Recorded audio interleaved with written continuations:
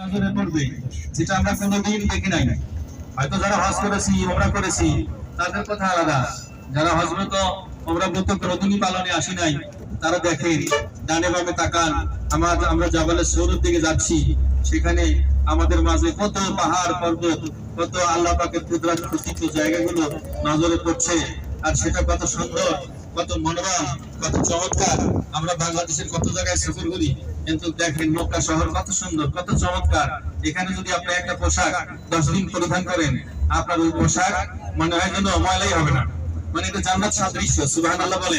জান্নাতে কোনোদিন কোনো পোশাক পরিবর্তন করা লাগবে না। জান্নাতে কোনোদিন কোনো পোশাক পুরাতন হবে না। পোশাকের উজ্জ্বলতা বাড়বে, পোশাকের নতুনত্ব বাড়বে। মক্কা মদিনা তার দৃষ্টান্ত, মক্কা মদিনা তার উদাহরণ। আলহামদুলিল্লাহ বলেন, আল্লাহু আকবার বলেন, আল্লাহু আকবার, আল্লাহু আকবার।